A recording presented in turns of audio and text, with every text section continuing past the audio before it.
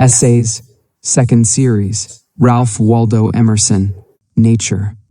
The rounded world is fair to see, 9 times folded in mystery. Though baffled seers cannot impart the secret of its laboring heart, throb thine with nature's throbbing breast, and all is clear from east to west. Spirit that lurks each form within beckons to spirit of its kin, self-kindled every atom glows, and hints the future which it owes. There are days which occur in this climate, at almost any season of the year, wherein the world reaches its perfection, when the air, the heavenly bodies, and the earth make a harmony, as if nature would indulge her offspring, when, in these bleak upper sides of the planet, nothing is to desire that we have heard of the happiest latitudes, and we bask in the shining hours of Florida and Cuba, when everything that has life gives sign of satisfaction, and the cattle that lie on the ground seem to have great and tranquil thoughts. These halcyons may be looked for with a little more assurance in that pure October weather, which we distinguish by the name of the Indian summer. The day, immeasurably long, sleeps over the broad hills and warm wide fields. To have lived through all its sunny hours seems longevity enough. The solitary places do not seem quite lonely. At the gates of the forest, the surprised man of the world is forced to leave his city estimates of great and small, wise and foolish. The knapsack of custom falls off his back with the first step he makes into these precincts. Here is sanctity which shames our religions, and reality which discredits our heroes. Here we find nature to be the circumstance which dwarfs every other circumstance, and judges like a god all men that come to her. We have crept out of our close and crowded houses into the night and morning, and we see what majestic beauties daily wrap us in their bosom. How willingly we would escape the barriers which render them comparatively impotent, escape the sophistication and second thought, and suffer nature to entrance us. The tempered light of the woods is like a perpetual morning, and is stimulating and heroic. The anciently reported spells of these places creep on us. The stems of pines, hemlocks, and oaks almost gleam like iron on the excited eye. The incommunicable trees begin to persuade us to live with them and quit our life of solemn trifles.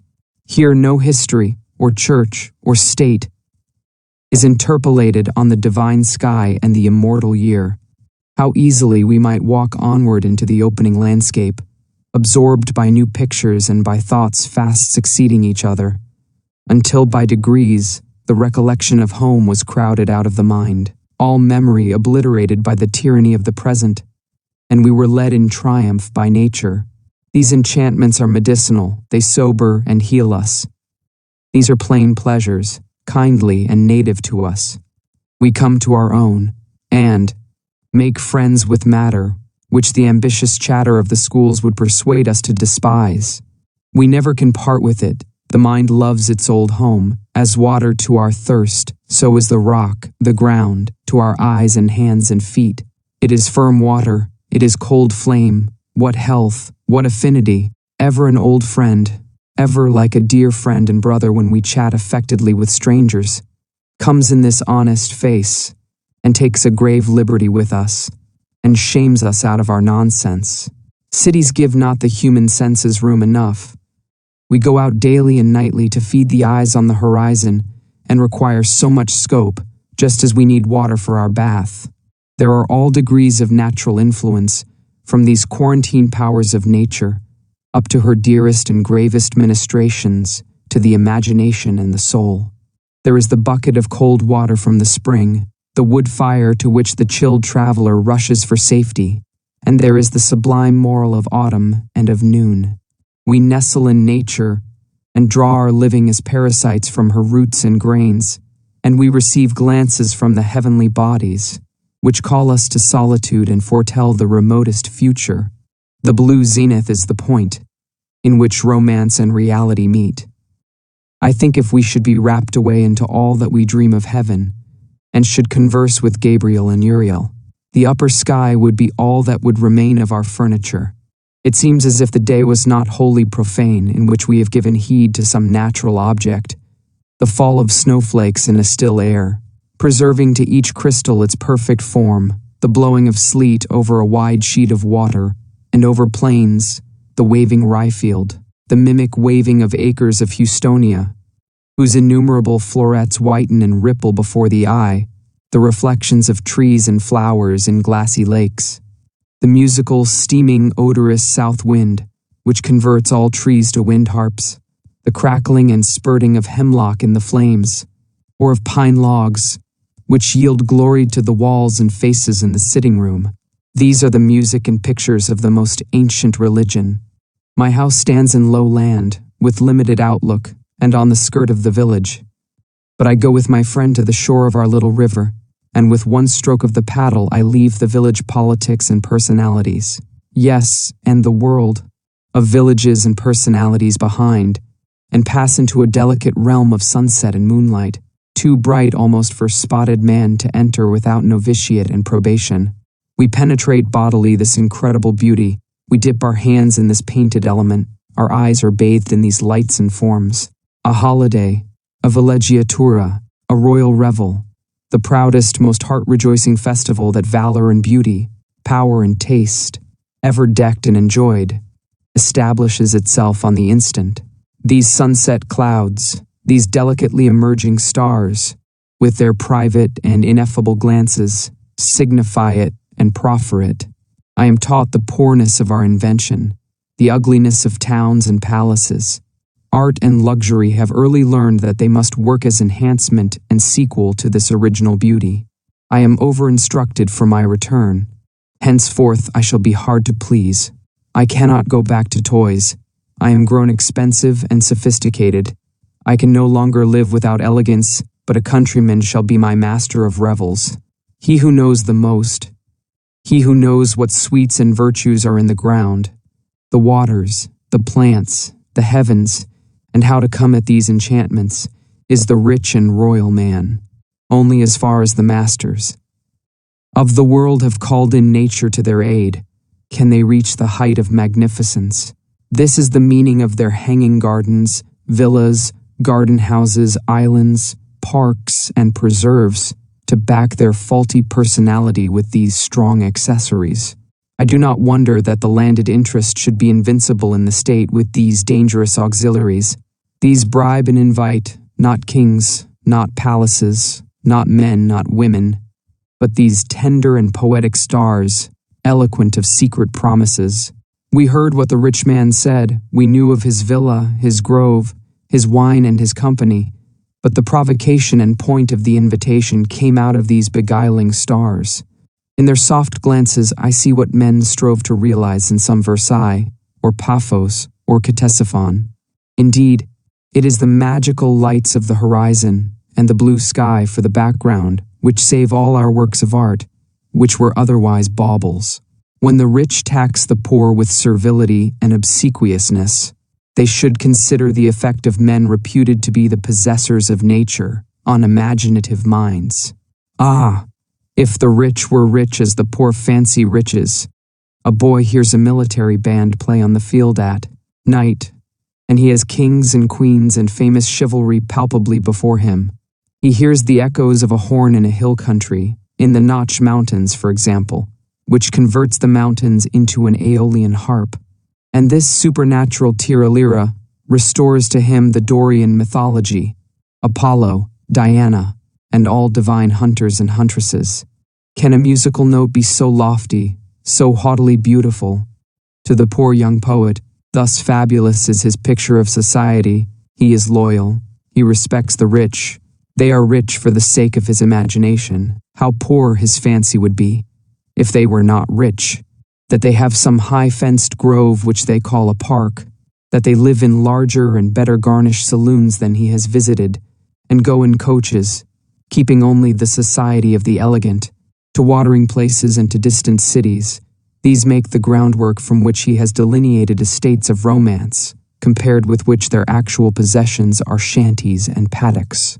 The muse herself betrays her son, and enhances the gifts of wealth and well-born beauty by a radiation out of the air, and clouds, and forests that skirt the road, a certain haughty favor, as if from patrician, genii to patricians, a kind of aristocracy in nature, a prince of the power of the air.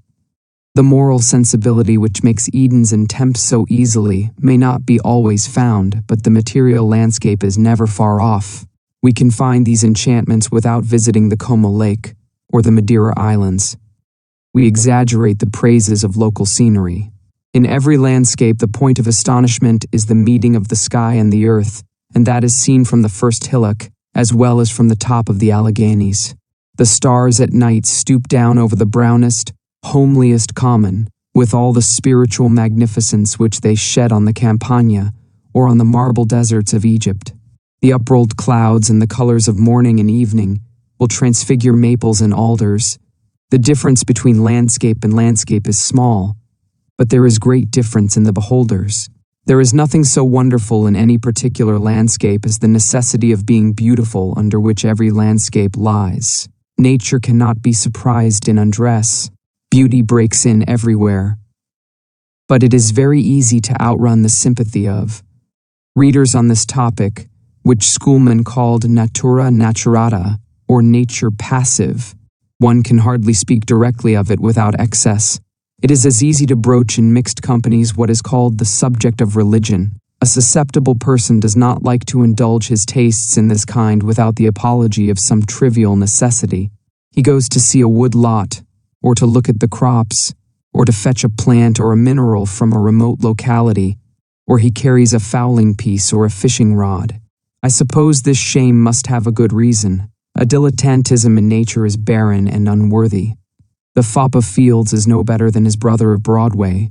Men are naturally hunters and inquisitive of woodcraft, and I suppose that such a gazetteer as woodcutters and Indians should furnish facts for would take place in the most sumptuous drawing rooms of all the wreaths and Flora's chaplets of the bookshops. Yet ordinarily, whether we are too clumsy for so subtle a topic, or from whatever cause, as soon as men begin to write on nature, they fall into euphuism. Frivolity is a most unfit tribute to Pan, who ought to be represented in the mythology as the most continent of gods. I would not be frivolous before the admirable reserve and prudence of time, yet I cannot renounce the right of returning often to this old topic. The multitude of false churches accredits the true religion. Literature, poetry, science are the homage of man to this unfathomed secret, concerning which no sane man can affect an indifference or incuriosity. Nature is loved by what is best in us. It is loved as the city of God, although, or rather because there is no citizen. The sunset is unlike anything that is underneath it. It wants men. And the beauty of nature must always seem unreal and mocking, until the landscape has human figures that are as good as itself. If there were good men, there would never be this rapture in nature. If the king is in the palace, nobody looks at the walls. It is when he is gone, and the house is filled with grooms and gazers, that we turn from the people to find relief in the majestic men that are suggested by the pictures and the architecture. The critics who complain of the sickly separation of the beauty of nature from the thing to be done must consider that our hunting of the picturesque is inseparable from our protest against false society. Man is fallen, nature is erect, and serves as a differential thermometer, detecting the presence or absence of the divine sentiment in man. By fault of our dullness and selfishness, we are looking up to nature, but when we are convalescent, nature will look up to us. We see the foaming brook with compunction. If our own life flowed with the right energy, we should shame the brook. The stream of zeal sparkles with real fire, and not with reflex rays of sun and moon. Nature may be as selfishly studied as trade. Astronomy to the selfish becomes astrology, psychology, mesmerism, and anatomy and physiology become phrenology and palmistry. But taking timely warning, and leaving many things unsaid on this topic, let us not longer omit our homage to the efficient nature, natura naturans, the quick cause before which all forms flee as the driven snows, itself secret, its works driven before it in flocks and multitudes, and in undescribable variety. It publishes itself in creatures, reaching from particles and spiculi, through transformation on transformation to the highest symmetries, arriving at consummate results without a shock or a leap. A little heat, That is a little motion, is all that differences the bald, dazzling white and deadly cold poles of the earth from the prolific tropical climates. All changes pass without violence, by reason of the two cardinal conditions of boundless space and boundless time. Geology has initiated us into the secularity of nature and taught us to disuse our dame school measures and exchange our Mosaic and Ptolemaic schemes for her large style. We knew nothing rightly, for want of perspective. Now we learn what patient periods must round themselves before the rock is formed, then before the rock is broken, and the first lichen race has disintegrated the thinnest external plate into soil, and opened the door for the remote flora, fauna, Ceres, and Pomona to come in. How far off yet is the trilobite, how far the quadruped, how inconceivably remote is man, all duly arrive, and then race after race of men. It is a long way from granite to the oyster, farther yet to Plato and the preaching of the immortality of the soul. Yet all must come as surely as the first atom has two sides. Motion or change and identity or rest are the first and second secrets of nature, motion and rest. The whole code of her laws may be written on the thumbnail or the signet of a ring. The whirling bubble on the surface of a brook admits us to the secret of the mechanics of the sky. Every shell on the beach is a key to it. A little water made to rotate in a cup explains the formation of the simpler shells. The addition of matter from year to year arrives at last at the most complex forms. And yet so poor is nature with all her craft, that from the beginning to the end of the universe she has but one stuff with its two ends, to serve up all her dreamlike variety. Compound it how she will, star, sand, fire, water, tree, man. It is still one stuff, and betrays the same properties. Nature is always consistent, though she feigns to contravene her own laws. She keeps her laws, and seems to transcend them. She arms and equips an animal to find its place and living in the earth, and at the same time she arms and equips another animal to destroy it. Space exists to divide creatures, but by clothing the sides of a bird with a few feathers. She gives him a petty omnipresence. The direction is forever onward, but the artist still goes back for materials and begins again with the first elements on the most advanced stage. Otherwise all goes to ruin. If we look at her work, we seem to catch a glance of a system in transition. Plants are the young of the world, vessels of health and vigor, but they grope ever upward towards consciousness. The trees are imperfect men and seem to bemoan their imprisonment, rooted in the ground. The animal is the novice and probationer of a more advanced order. The men, though young, having tasted the first drop from the cup of thought, are already dissipated. The maples and ferns are still uncorrupt, yet no doubt when they come to consciousness, they too will curse and swear. Flowers so strictly belong to youth that we adult men soon come to feel that their beautiful generations concern not us. We have had our day, now let the children have theirs. The flowers jilt us, and we are old bachelors with our ridiculous tenderness. Things are so strictly related that according to the skill of the eye from any one object, the parts and properties of any other may be predicted.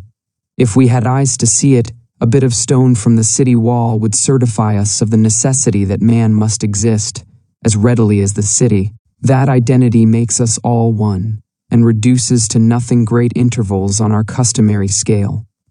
We talk of deviations from natural life, as if artificial life were not also natural. The smoothest curled courtier in the boudoirs of a palace has an animal nature, rude and aboriginal as a white bear, omnipotent to its own ends, and is directly related, there amid essences and billet stew, to Himalaya mountain chains, and the axis of the globe. If we consider how much we are nature's, we need not be superstitious about towns, as if that terrific or benefic force did not find us there also, and fashioned cities. Nature, who made the mason, made the house. We may easily hear too much of rural influences. The cool, disengaged air of natural objects makes them enviable to us, chafed and irritable creatures with red faces, and we think we shall be as grand as they if we camp out and eat roots. But let us be men instead of woodchucks, and the oak and the elm shall gladly serve us, though we sit in chairs of ivory on carpets of silk. This guiding identity runs through all the surprises and contrasts of the piece and characterizes every law. Man carries the world in his head, the whole astronomy and chemistry suspended in a thought. Because the history of nature is charactered in his brain, therefore is he the prophet and discoverer of her secrets. Every known fact in natural science was divined by the presentiment of somebody before it was actually verified. A man does not tie his shoe without recognizing laws which bind the farthest regions of nature, moon, plant, gas, crystal, our concrete geometry and numbers. Common sense knows its own, and recognizes the fact at first sight in chemical experiment. The common sense of Franklin, Dalton, Davy, and Black is the same common sense which made the arrangements which now it discovers. If the identity expresses organized rest, the counteraction runs also into organization. The astronomer said, "Give us matter and a little motion, and we will construct the universe. It is not enough that we should have matter, we must also have a single impulse, one shove to launch the mass and generate the harmony of the centrifugal and centripetal forces. Once heave the ball from the hand, and we can show how all this mighty order grew." A very unreasonable postulate, said the metaphysicians, and a plain begging of the question. Could you not prevail to know the genesis of projection as well as the continuation of it? Nature, meanwhile, had not waited for the discussion, but right or wrong, bestowed the impulse, and the balls rolled. It was no great affair, a mere push, but the astronomers were right in making much of it, for there is no end to the consequences of the act. That famous aboriginal push propagates itself through all the balls of the system, and through every atom of every ball, through all the races of creatures, and through the history and performances of every individual. Exaggeration is in the course of things. Nature sends no creature, no man into the world without adding a small excess of his proper quality. Given the planet, it is still necessary to add the impulse. So to every creature, nature added a little violence of direction in its proper path, a shove to put it on its way. In every instance a slight generosity, a drop too much. Without electricity the air would rot, and without this violence of direction which men and women have, without a spice of bigot and fanatic, no excitement, no efficiency, we aim above the mark to hit the mark. Every act hath some falsehood of exaggeration in it, and when now and then comes along some sad, sharp-eyed man, who sees how paltry a game is played, and refuses to play, but blabs the secret, how then? Is the bird flown? Oh no, the wary nature sends a new troop of fairer forms, of lordlier youths, with a little more excess of direction to hold them fast to their several aim, makes them a little wrong-headed in that direction in which they are rightest, and on goes the game again with new whirl, for a generation or two more. The child with his sweet pranks, the fool of his senses, commanded by every sight and sound, without any power to compare and rank his sensations, abandoned to a whistle or a painted chip, to a lead dragoon or a gingerbread dog, individualizing everything, generalizing nothing, delighted with every new thing, lies down at night overpowered by the fatigue which this day of continual pretty madness has incurred. But nature has answered her purpose with the curly, dimpled lunatic. She has tasked every faculty, and has secured the symmetrical growth of the bodily frame by all these attitudes and exertions, an end of the first importance, which could not be trusted to any care less perfect than her own. This glitter, this opaline luster plays round the top of every toy to his eye to ensure his fidelity, and he is deceived to his good. We are made alive, and kept alive by the same arts. Let the Stoics say what they please. We do not eat for the good of living, but because the meat is savory and the appetite is keen. The vegetable life does not content itself with casting from the flower or the tree a single seed, but it fills the air and earth with a prodigality of seeds, that, if thousands perish, thousands may plant themselves, that hundreds may come up, that tens may live to maturity, that at least one may replace the parent. All things betray the same calculated profusion, The excess of fear with which the animal frame is hedged round, shrinking from cold, starting at sight of a snake or at a sudden noise, protects us, through a multitude of groundless alarms, from some one real danger at last. The lover seeks in marriage his private felicity and perfection, with no prospective end, and nature hides in his happiness her own end, namely, progeny, or the perpetuity of the race. But the craft with which the world is made runs also into the mind and character of men. No man is quite sane. Each has a vein of folly in his composition, a slight determination of blood to the head, to make sure of holding him hard to some one point which nature had taken to heart. Particulars to suit the size of the partisans, and the contention is ever hottest on minor matters. Not less remarkable is the overfaith of each man in the importance of what he has to do or say. The poet, the prophet, has a higher value for what he utters than any hearer, and therefore it gets spoken. The strong, self-complacent Luther declares with an emphasis not to be mistaken, that God himself cannot do without wise men. Jacob Amen and George Fox betray their egotism in the pertinacity of their controversial tracts, and James Naylor once suffered himself to be worshipped as the Christ. Each prophet comes presently to identify himself with his thought, and to esteem his hat and shoes sacred. However this may discredit such persons with the judicious, it helps them with the people, as it gives heat, pungency, and publicity to their words. A similar experience is not infrequent in private life.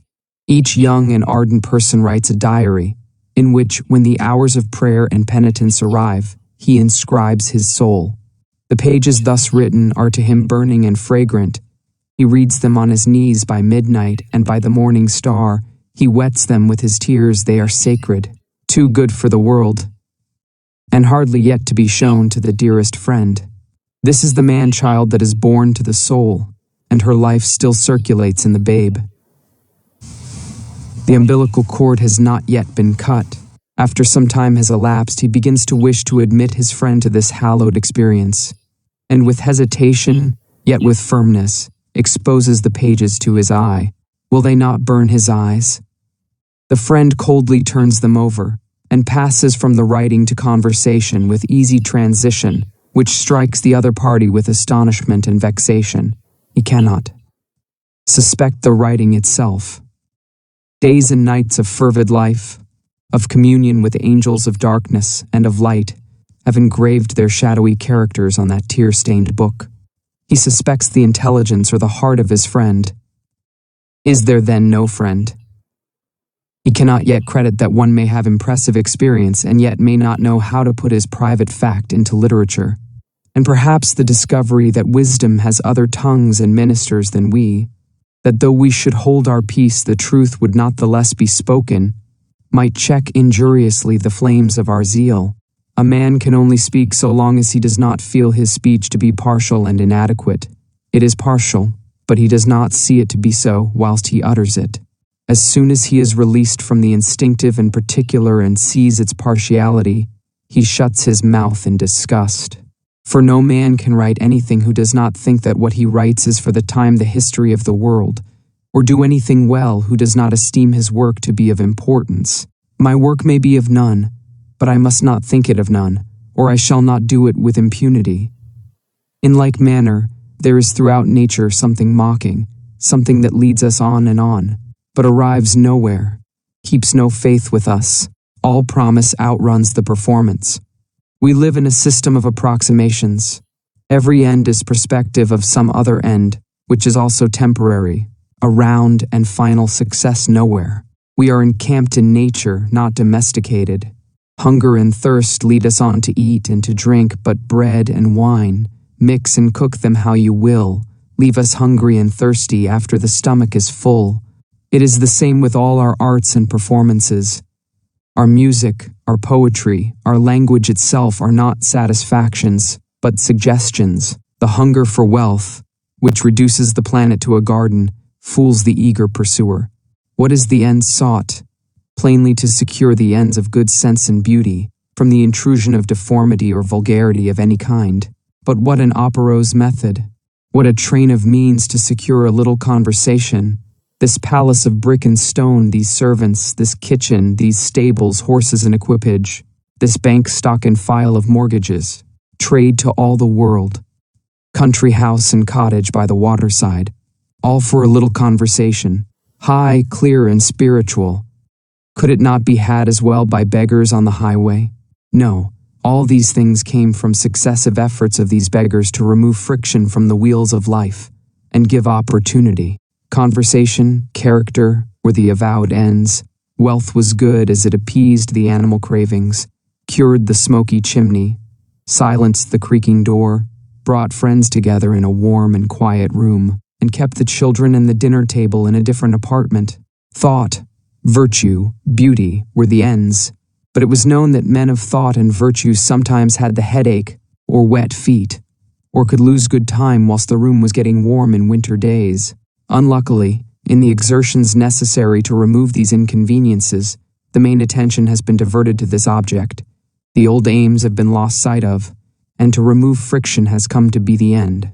That is the ridicule of rich men, and Boston, London, Vienna, and now the governments generally of the world are cities and governments of the rich, and the masses are not men, but poor men, that is, men who would be rich.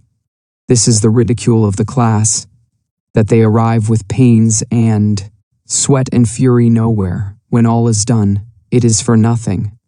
They are like one who has interrupted the conversation of a company to make his speech, and now has forgotten what he went to say.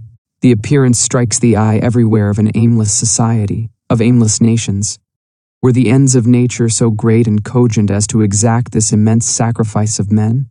Quite analogous to the deceits in life, there is, as might be expected, a similar effect on the eye from the face of external nature. There is in woods and waters a certain enticement and flattery, together with a failure to yield a present satisfaction. This disappointment is felt in every landscape.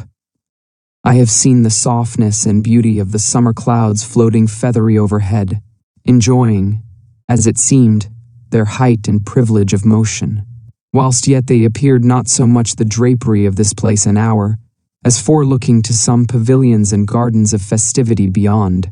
It is an odd jealousy, but the poet finds himself not near enough to his object. The pine tree, the river, the bank of flowers before him does not seem to be nature. Nature is still elsewhere. This is but outskirt and far-off reflection and echo of the triumph that has passed by and is now at its glancing splendor and heyday, perchance in the neighboring fields. Or, if you stand in the field, then in the adjacent woods. The present object shall give you this sense of stillness that follows a pageant which has just gone by. What splendid distance! What recesses of ineffable pomp and loveliness in the sunset! But who can go where they are, or lay his hand or plant his foot thereon? Off they fall from the round world forever and ever. It is the same among the men and women as among the silent trees, always a referred existence, an absence, never a presence and satisfaction. Is it that beauty can never be grasped? In persons and in landscape is equally inaccessible. The accepted and betrothed lover has lost the wildest charm of his maiden in her acceptance of him. She was heaven whilst he pursued her as a star. She cannot be heaven if she stoops to such a one as he. What shall we say of this omnipresent appearance of that first projectile impulse, of this flattery and balking of so many well-meaning creatures? Must we not suppose somewhere in the universe a slight treachery and derision? Are we not engaged to a serious resentment of this use that is made of us? Are we tickled trout and fools of nature? One look at the face of heaven and earth lays all petulance at rest and soothes us to wiser convictions. To the intelligent, nature converts itself into a vast promise and will not be rashly explained. Her secret is untold. Many and many an Oedipus arrives. He has the whole mystery teeming in his brain. Alas! The same sorcery has spoiled his skill. No syllable can he shape on his lips. Her mighty orbit vaults like the fresh rainbow into the deep, but no archangel's wing was yet strong enough to follow it and report of the return of the curve. But it also appears that our actions are seconded and disposed to greater conclusions than we designed. We are escorted on every hand through life by spiritual agents, and a beneficent purpose lies in wait for us. We cannot bandy words with nature or deal with her as we deal with persons. If we measure our individual forces against hers, we may easily feel as if we were the sport of an insuperable destiny. But if, instead of identifying ourselves with the work, we feel that the soul of the workman streams through us, we shall find the peace of the morning dwelling first in our hearts, and the fathomless powers of gravity and chemistry, and, over them, of life, pre-existing within us in their highest form. The uneasiness which the thought of our helplessness in the chain of causes occasions us results from looking too much at one condition of nature, namely, motion. But the drag is never taken from the wheel. Wherever the impulse exceeds, the rest or identity insinuates its compensation. All over the wide fields of earth grows the prunella, or self-heal. After every foolish day we sleep off the fumes and furies of its hours, and though we are always engaged with particulars, and often enslaved to them, we bring with us to every experiment the innate universal laws. These, while they exist in the mind as ideas, stand around us in nature forever embodied, a present sanity to expose and cure the insanity of men. Our servitude to particulars betrays into 100 foolish expectations. We anticipate a new era from the invention of a locomotive or a balloon. The new engine brings with it the old checks. They say that by electromagnetism your salad shall be grown from the seed, whilst your fowl is roasting for dinner. It is a symbol of our modern aims and endeavors, of our condensation and acceleration of objects, but nothing is gained. Nature cannot be cheated. Man's life is but 70 salads long. Grow they swift or grow they slow. In these checks and impossibilities, however, we find our advantage, not less than in the impulses. Let the victory fall where it will, we are on that side. And the knowledge that we traverse the whole scale of being, from the center to the poles of nature, and have some stake in every possibility, lends that sublime luster to death, which philosophy and religion have too outwardly and literally striven to express in the popular doctrine of the immortality of the soul. The reality is more excellent than the report. Here is no ruin, no discontinuity, no spent ball. The divine circulations never rest nor linger. Nature is the incarnation of a thought, and turns to a thought again, as ice becomes water and gas. The world is mind precipitated, and the volatile essence is forever escaping, again into the state of free thought. Hence the virtue and pungency of the influence on the mind of natural objects, whether inorganic or organized. Man imprisoned, man crystallized, man vegetative, speaks to man impersonated, that power which does not respect quantity, which makes the whole and the particle its equal channel, delegates its smile to the morning, and distills its essence into every drop of rain. Every moment instructs, and every object, for wisdom, is infused into every form. It has been poured into us as blood. It convulsed us as pain. It slid into us as pleasure. It enveloped us in dull, melancholy days, or in days of cheerful labor. We did not guess its essence until after a long time. Politics. Gold and iron are good to buy iron and gold. All earth's fleece and food for their like are sold. Boded Merlin wise, proved Napoleon great. Nor kind nor coinage buys aught above its rate. Fear, craft, and avarice cannot rear a state. Out of dust to build what is more than dust, walls Amphion piled Phoebus stablish must. When the Muses 9 with the virtues meet, find to their design an Atlantic seat, by green orchard boughs, fended from the heat, where the statesman plows furrow for the wheat.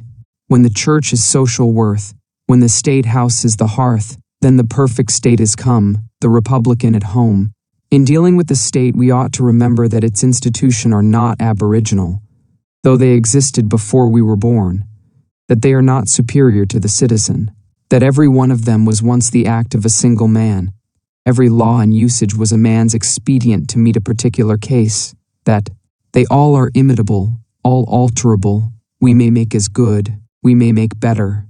Society is an illusion to the young citizen. It lies before him in rigid repose, with certain names, men and institutions rooted like oak trees to the center, round which all arrange themselves the best they can. But the old statesman knows that society is fluid. There are no such roots and centers, but any particle may suddenly become the center of the movement and compel the system to gyrate round it, as every man of strong will, like Pisistratus or Cromwell, does for a time, and every man of truth, like Plato or Paul, does forever. But politics rest on necessary foundations and cannot be treated with levity. Republics abound in young civilians who believe that the laws make the city, that grave modifications of the policy and modes of living and employments of the population, that commerce, education, and religion may be voted in or out, and that any measure, though it were absurd, may be imposed on a people if only you can get sufficient voices to make it a law. But the wise know that foolish legislation is a rope of sand which perishes in the twisting, that the state must follow and not lead the character and progress of the citizen. The strongest usurper is quickly got rid of, and they only who build on ideas build for eternity, and that the form of government which prevails is the expression of what cultivation exists in the population which permits it. The law is only a memorandum. We are superstitious, and esteem the statute somewhat. So much life as it has in the character of living men is its force. The statute stands there to say, "Yesterday we agreed so and so, but how feel ye this article today?" Our statute is a currency which we stamp with our own portrait. It soon becomes unrecognizable, and in process of time will return to the mint. Nature is not democratic, nor limited monarchical, but despotic, and will not be fooled or abated of any jot of her authority by the protest of her sons. And as fast as the public mind is open to more intelligence, the code is seen to be brute and stammering.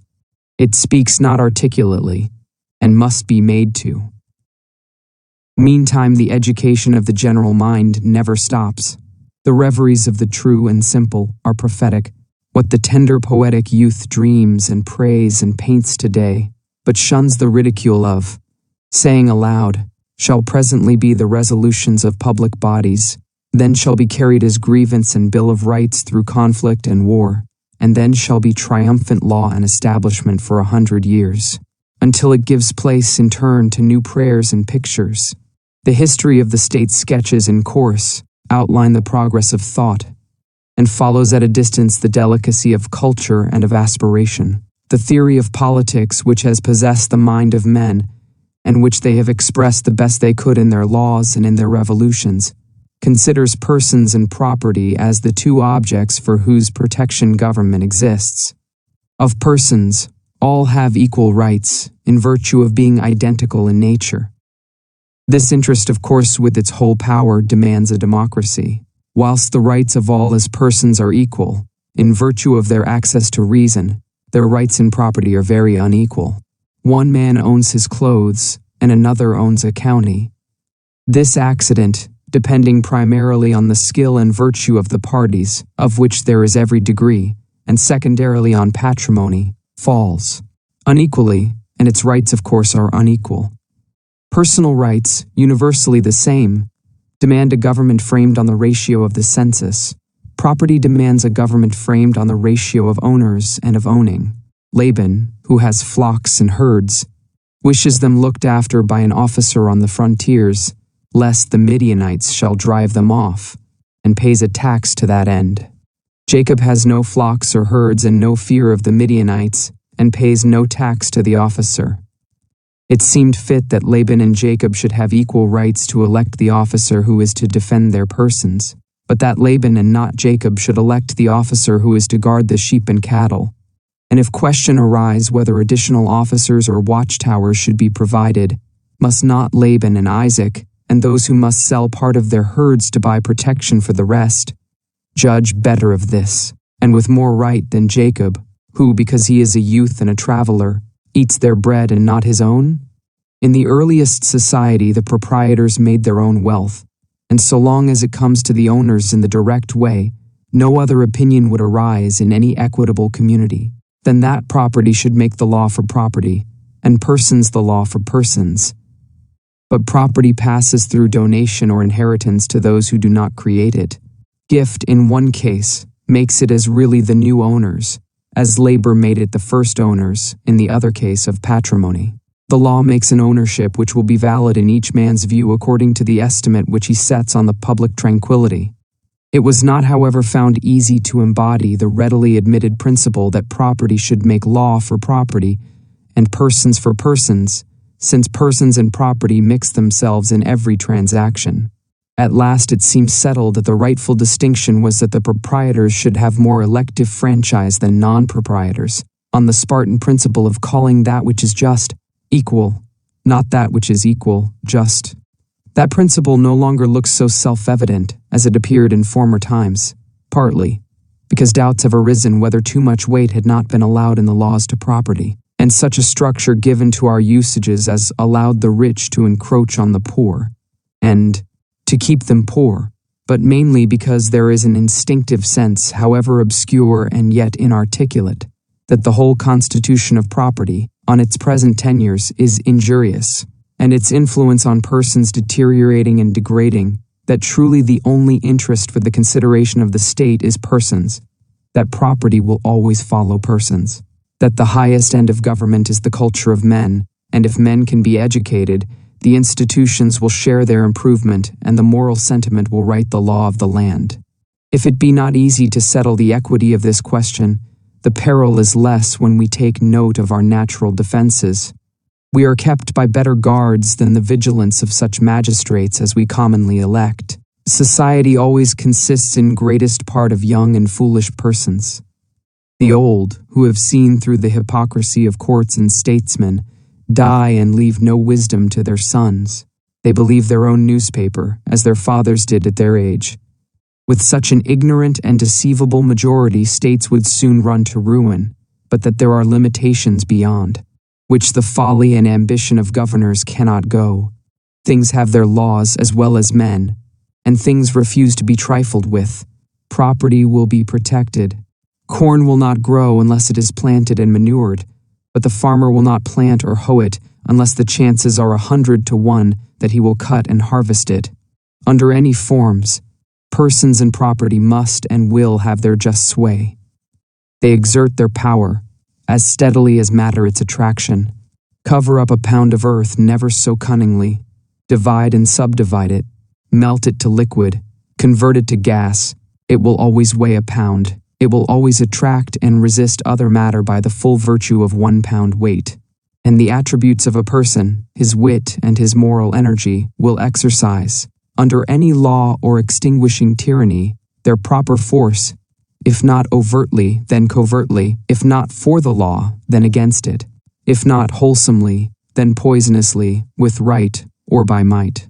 The boundaries of personal influence it is impossible to fix, as persons are organs of moral or supernatural force, under the dominion of an idea which possesses the minds of multitudes, as civil freedom, or the religious sentiment. The powers of persons are no longer subjects of calculation.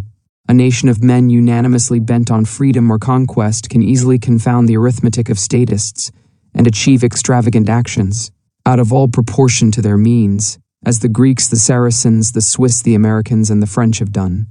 In like manner, to every particle of property belongs its own attraction. A cent is the representative of a certain quantity of corn or other commodity. Its value is in the necessities of the animal man. It is so much warmth, so much bread, so much water, so much land. The law may do what it will with the owner of property. Its just power will still attach to the cent.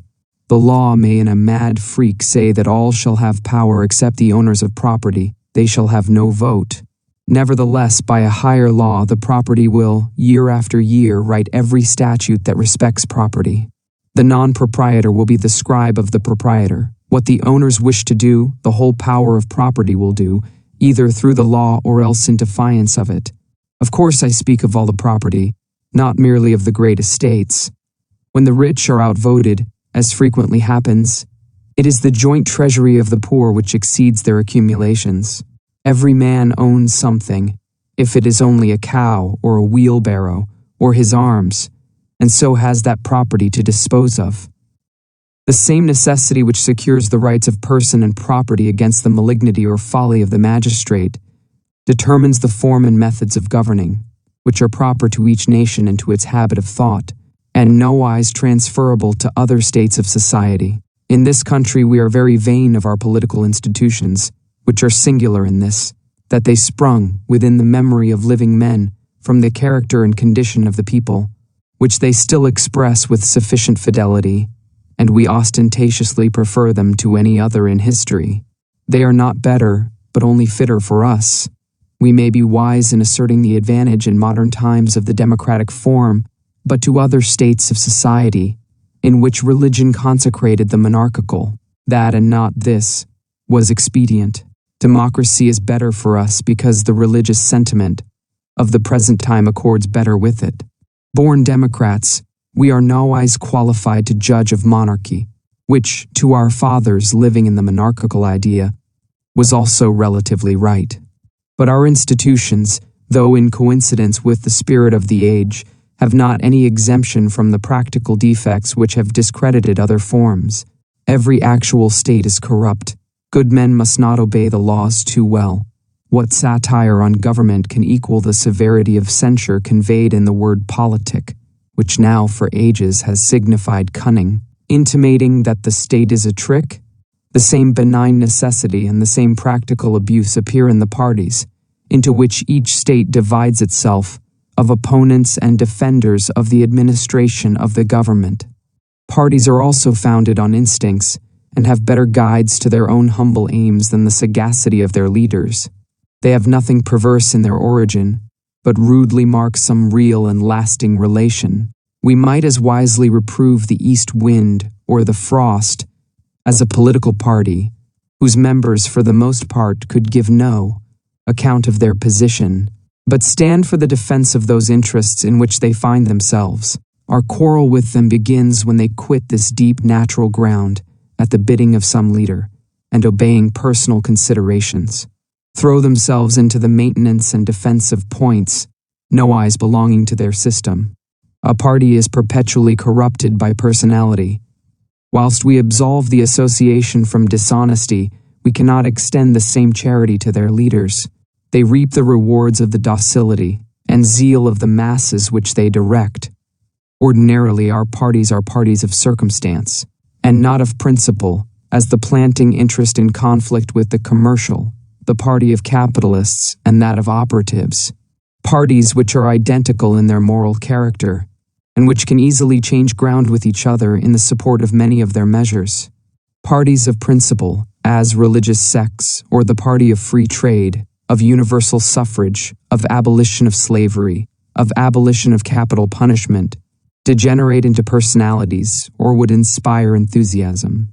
The vice of our leading parties in this country, which may be cited as a fair specimen of these societies of opinion, is that they do not plant themselves on the deep and necessary grounds to which they are respectively entitled, but lash themselves to fury in the carrying of some local and momentary measure, nowise useful to the commonwealth. Of the two great parties which at this hour almost share the nation between them, I should say that one has the best cause, and the other contains the best men. The philosopher, the poet, or the religious man will of course wish to cast his vote with the Democrat, for free trade, for wide suffrage, for the abolition of legal cruelties in the penal code, and for facilitating in every manner the access of the young and the poor to the sources of wealth and power. But he can rarely accept the persons whom the so-called popular party propose to him as representatives of these liberalities. They have not at heart the ends which give to the name of democracy what hope and virtue are in it. The spirit of our American radicalism is destructive and aimless. It is not loving. It has no ulterior and divine ends, but is destructive only out of hatred and selfishness. On the other side, the Conservative Party, composed of the most moderate, able, and cultivated part of the population, is timid and merely defensive of property. It vindicates no right. It aspires to no real good. It brands no crime. It proposes no generous policy. It does not build, nor write, nor cherish the arts, nor foster religion, nor establish schools, nor encourage science, nor emancipate the slave, nor befriend the poor, or the Indian, or the immigrant. From neither party, when in power, has the world any benefit to expect in science, art, or humanity, at all commensurate with the resources of the nation. I do not for these defects despair of our republic. We are not at the mercy of any waves of chance. In the strife of ferocious parties, human nature always finds itself cherished, as the children of the convicts at Botany Bay are found to have as healthy a moral sentiment as other children. Citizens of feudal states are alarmed at our democratic institutions lapsing into anarchy, and the older and more cautious among ourselves are learning from Europeans to look with some terror at our turbulent freedom. It is said that in our license of construing the Constitution, and in the despotism of public opinion, we have no anchor, and one foreign observer thinks he has found the safeguard in the sanctity of marriage among us, and another thinks he has found it in our Calvinism. Fisher Ames expressed the popular security more wisely when he compared a monarchy and a republic, saying that a monarchy is a merchantman, which sails well, but will sometimes strike on a rock and go to the bottom, whilst a republic is a raft, which would never sink, but then your feet are always in water. No forms can have any dangerous importance whilst we are befriended by the laws of things. It makes no difference how many tons weight of atmosphere presses on our heads, so long as the same pressure resists it within the lungs.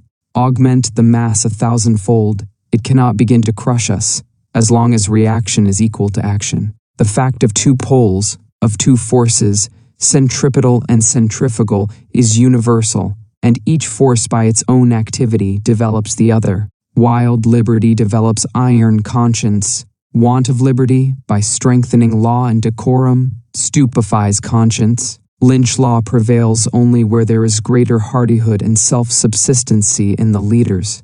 A mob cannot be a permanency. Everybody's interest requires that it should not exist, and only justice satisfies all. We must trust infinitely to the beneficent necessity which shines through all laws. Human nature expresses itself in them as characteristically as in statues or songs or railroads, and an abstract of the codes of nations would be a transcript of the common conscience. Governments have their origin in the moral identity of men. Reason for one is seen to be reason for another, and for every other. There is a middle measure which satisfies all parties, be they never so many or so resolute for their own. Every man finds a sanction for his simplest claims and deeds in decisions of his own mind, which he calls truth and holiness. In these decisions all the citizens find a perfect agreement, and only in these, not in what is good to eat, good to wear, good use of time, or what amount of land or of public aid, each is entitled to claim. This truth and justice men presently endeavor to make application of to the measuring of land, the apportionment of service, the protection of life and property. Their first endeavors, no doubt, are very awkward. Yet absolute right is the first governor, or every government is an impure theocracy. The idea after which each community is aiming to make and mend its law is the will of the wise man. The wise man it cannot find in nature, and it makes awkward but earnest efforts to secure his government by contrivance, as by causing the entire people to give their voices on every measure, or by a double choice to get the representation of the whole, or by a selection of the best citizens, or to secure the advantages of efficiency and internal peace by confiding the government to one who may himself select his agents. All forms of government symbolize an immortal government, common to all dynasties and independent of numbers, perfect where two men exist, perfect where there is only one man. Every man's nature is a sufficient advertisement to him of the character of his fellows. My right and my wrong is their right and their wrong. Whilst I do what is fit for me, and abstain from what is unfit, my neighbor and I shall often agree in our means, and work together for a time to one end. But whenever I find my dominion over myself not sufficient for me, and undertake the direction of him also, I overstep the truth, and come into false relations to him. I may have so much more skill or strength than he, that he cannot express adequately his sense of wrong. But it is a lie, and hurts like a lie both him and me. Love and nature cannot maintain the assumption. It must be executed by a practical lie, namely by force. This undertaking for another is the blunder which stands in colossal ugliness in the governments of the world. It is the same thing in numbers as in a pair, only not quite so intelligible. I can see well enough a great difference between my setting myself down to a self-control and my going to make somebody else act after my views, but when a quarter of the human race assume to tell me what I must do, I may be too much disturbed by the circumstances to see so clearly the absurdity of their command. Therefore all public ends look vague and quixotic beside private ones. For any laws but those which men make for themselves are laughable. If I put myself in the place of my child, and we stand in one thought and see that things are thus or thus, that perception is law for him, and me. We are both there, both act. But if without carrying him into the thought, I look over into his plot, and, guessing how it is with him, ordain this or that, he will never obey me. This is the history of governments. One man does something which is to bind another, a man who cannot be acquainted with me, taxes me, looking from afar at me, ordains that a part of my labor shall go to this or that whimsical end, not as I, but as he happens to fancy. Behold the consequence. Of all debts, men are least willing to pay the taxes. What a satire is this on government! Everywhere they think they get their money's worth, except for these. Hence the less government we have, the better, the fewer laws, and the less confided power. The antidote to this abuse of formal government is the influence of private character, the growth of the individual, the appearance of the principle to supersede the proxy, the appearance of the wise man, of whom the existing government is, it must be owned, but a shabby imitation, that which all things tend to adduce, which freedom, cultivation, intercourse, revolutions go to. Form and deliver is character, that is the end of nature, to reach unto this coronation of her king. To educate the wise man the state exists, and with the appearance of the wise man the state expires. The appearance of character makes the state unnecessary. The wise man is the state. He needs no army, fort, or navy. He loves men too well, no bribe or feast or palace to draw friends to him, no vantage ground, no favorable circumstance. He needs no library, for he has not done thinking, no church, for he is a prophet, no statute book, for he has the lawgiver, no money, for he is value, no road, for he is at home where he is, no experience, for the life of the Creator shoots through him and looks from his eyes. He has no personal friends, for he who has the spell to draw the prayer and piety of all men unto him needs not husband and educate a few to share with him a select and poetic life. His relation to men is angelic, his memory is myrrh to them, his presence, frankincense and flowers. We think our civilization near its meridian, but we are yet only at the cock crowing and the morning star. In our barbarous society, the influence of character is in its infancy. As a political power, as the rightful lord who is to tumble all rulers from their chairs, its presence is hardly yet suspected. Malthus and Ricardo quite omit it. The annual register is silent. In the conversation's lexicon it is not set down. The president's message, the queen's speech, have not mentioned it, and yet it is never nothing. Every thought which genius and piety throw into the world alters the world. The gladiators in the lists of power feel, through all their frocks of force and simulation, the presence of worth. I think the very strife of trade and ambition are confession of this divinity, and successes in those fields are the poor amends, the fig leaf with which the shamed soul attempts to hide its nakedness. I find the like unwilling homage in all quarters. It is because we know how much is due from us that we are impatient to show some petty talent as a substitute for worth. We are haunted by a conscience of this right to grandeur of character, and are false to it. But each of us has some talent, can do somewhat useful, or graceful, or formidable, or amusing, or lucrative. That we do, as an apology to others and to ourselves for not reaching the mark of a good and equal life. But it does not satisfy us, whilst we thrust it on the notice of our companions. It may throw dust in their eyes, but does not smooth our own brow, or give us the tranquility of the strong when we walk abroad. We do penance as we go. Our talent is a sort of expiation, and we are constrained to reflect on our splendid moment with a certain humiliation, as somewhat too fine, and not as one act of many acts, a fair expression of our permanent energy. Most persons of ability meet in society with a kind of tacit appeal. Each seems to say, "I am not all here." Senators and presidents have climbed so high with pain enough, not because they think the place specially agreeable, but as an apology for real worth, and to vindicate their manhood in our eyes. This conspicuous chair is their compensation to themselves for being of a poor, cold, hard nature. They must do what they can. Like one class of forest animals, they have nothing but a prehensile tail. Climb they must, or crawl. If a man found himself so rich-natured that he could enter into strict relations with the best persons, and make life serene around him by the dignity and sweetness of his behavior, could he afford to circumvent the favor of the caucus and the press, and covet relations so hollow and pompous as those of a politician? Surely nobody would be a charlatan who could afford to be sincere.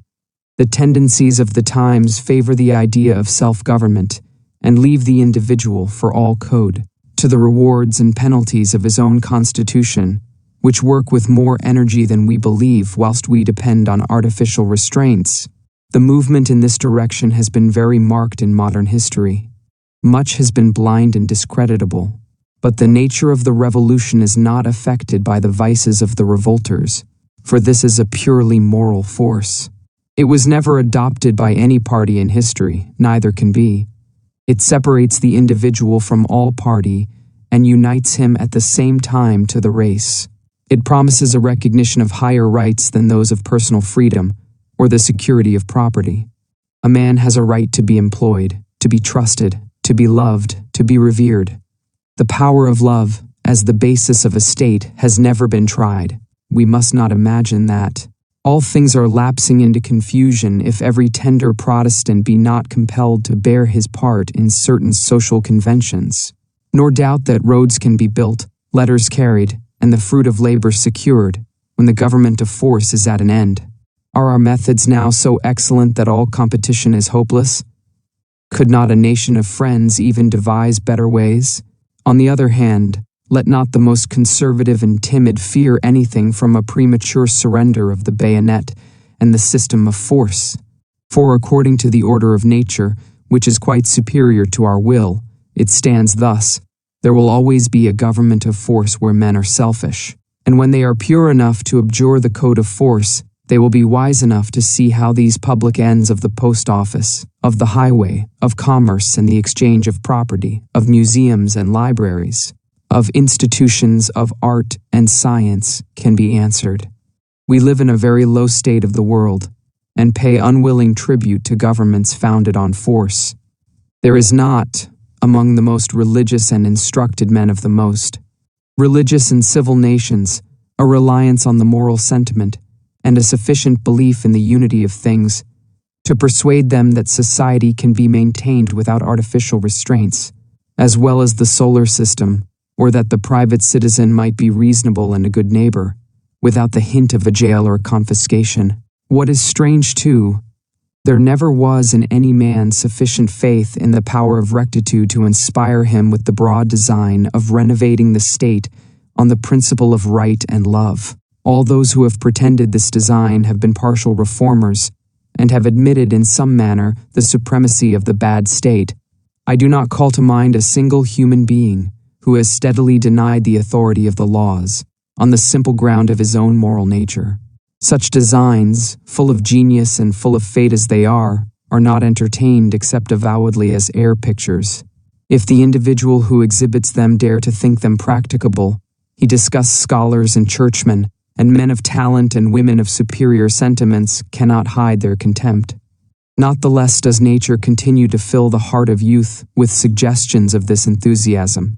And there are now men, if indeed I can speak in the plural number, more exactly I will say, I have just been conversing with one man, to whom no weight of adverse experience will make it for a moment appear impossible that thousands of human beings might exercise towards each other the grandest and simplest sentiments, as well as a knot of friends, or a pair of lovers. Thank you for riding the waves of wisdom with us on Book Waves. If you enjoyed this audiobook, let us know by giving it a thumbs up and sharing your favorite part in the comments below. Don't forget to subscribe and turn on notifications to stay tuned for more life-changing audiobooks and insights. Keep growing, keep learning, and remember, every great wave starts as a ripple. See you in the next chapter.